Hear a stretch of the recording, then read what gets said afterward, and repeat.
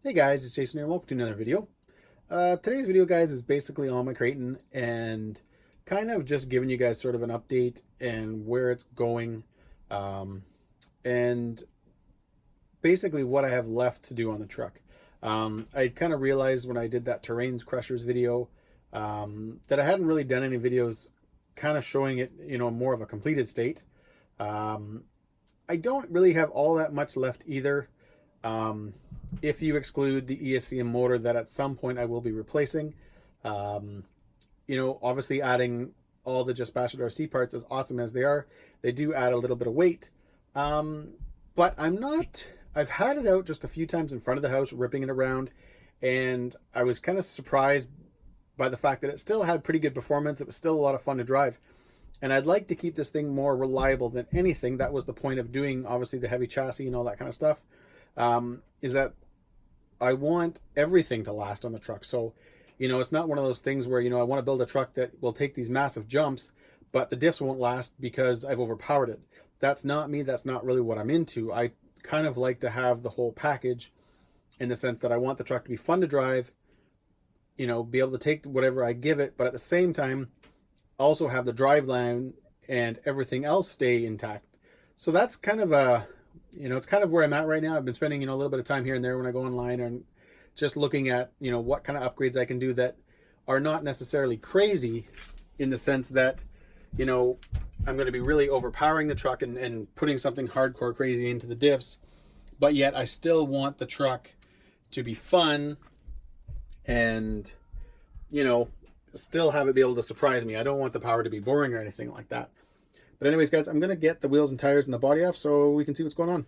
Fine, guys, with the body off, this thing just looks like almost like a piece of art, not an RC. I find that Just Bash It RC chassis and the shock towers just give it such a wicked look that sometimes I honestly, guys, I'll be sitting upstairs and, having my morning coffee. I'll come down and grab this thing and just set it beside me while I'm drinking my coffee just because it looks so wicked.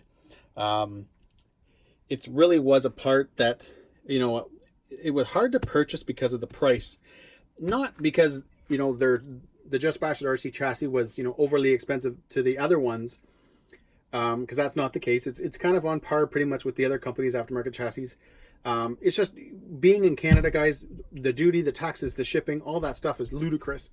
So, you're almost usually adding about a third to whatever the cost is. You're adding about a third more to it just to get it to here in Canada between the duty and exchange and all that stuff. Sometimes even closer to half, depending on the shipping options.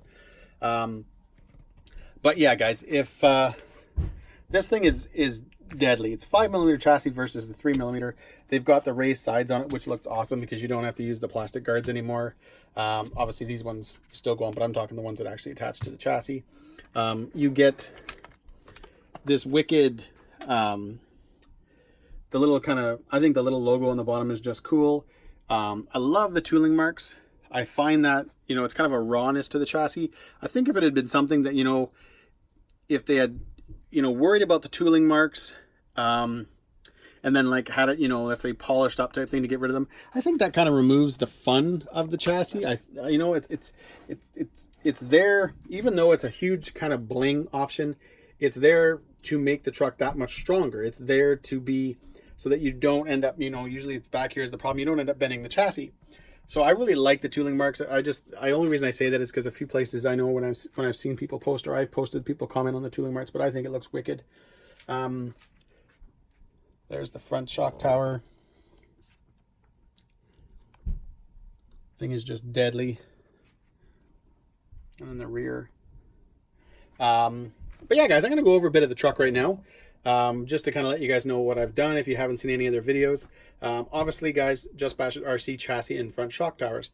I've got a lot of hot racing parts throughout as well. So I've got the front knuckles. They obviously, being that they are the pillow boss suspension, you don't have the C-hubs and all that kind of stuff. So I don't know, I think now actually they just refer to them as axle carriers. They're not even referred to as steering knuckles or anything like that. I've got the rear ones as well. I've got the hot racing front and rear braces. RPM arms, front and rear as well. Savox, the 1231 servo in here, as well as the hot racing servo horn and the little kind of linkage and stuff like that. Going around to the back, you can see just another view of the Just Bash It RC shock tower and the RPM wing mounts. Front and rear, even though I can't really see it on the front, so I'll just show you the rear. I do have the Hot Racing diff case. I always kind of have a hard time kind of saying what these are, because there's diff case, diff housing, and then there's the diff.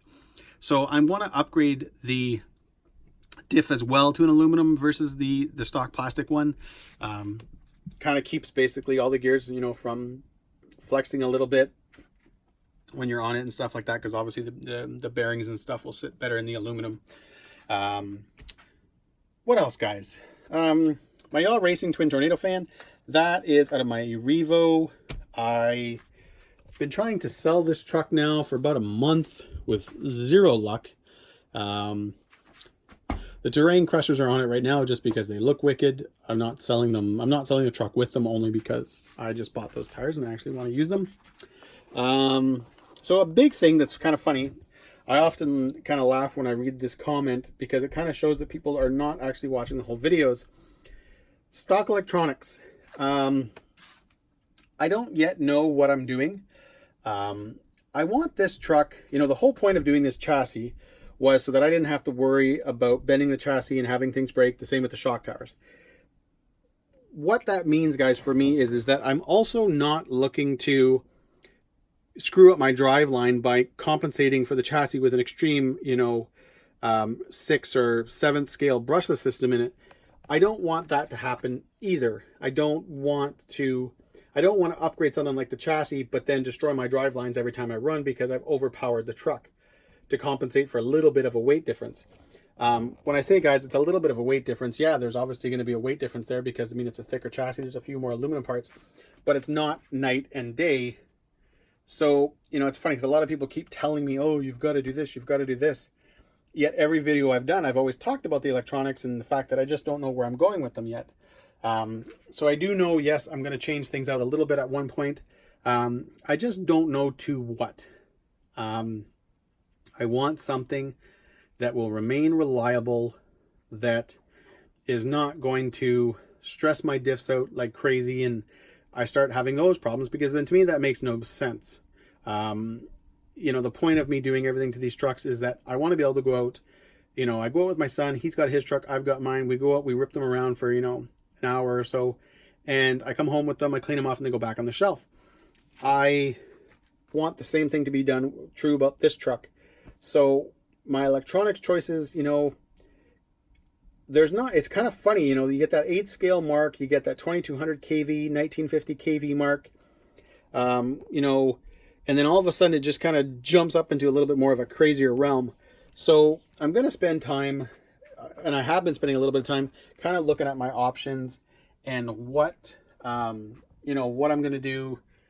If anybody has anything that maybe I haven't seen, if you know of a, you know, kind of a, let's say the next increase, the next bump from this motor, you know, meaning, you know, like back in the day, you'd have something like a 2650 kV. And if you went to the 2200 kV, you know, you were able to, you know, you were a little bit faster. You were able to jump up from 4S to 6S and stuff like that. If somebody knows of an option that maybe I just haven't mentioned in any of my videos, please post, because I am curious to see what's out there. I will be sticking with 6S as well. I'm not going to be going up to 8S or 10S or anything like that. But yeah, guys, there you have it. I don't really want to make this video go on forever because I do have a bunch of pictures I'm going to post right now as well. Just a little picture montage that I did. Some of the photos were from the Terrain Crusher video, and some of them were also just part of a video that I had posted on my Facebook page. And then I realized that I actually hadn't posted those pictures here. So anyways, guys, I hope you like this video. I hope you like this update. I do have something new coming to the channel. Probably you're thinking, yay, you always do. And I don't mean that like in an obnoxious way. I mean that I always say, you know, I'm happy where I'm at right now. I'm not going to be getting anything new. I'm only going to work on what I have. And then somehow I end up with something again. That's just because, guys, I did a little trade. And yeah, I've got something cool. hopefully within the next 4 or 5 days, I'm going to have a video up of it. It's going to be somewhat of a build. There's a lot of things I want to change on it and stuff like that. But it will be fun. And yeah, anyways, guys, thanks for watching, and I hope you enjoy the pictures.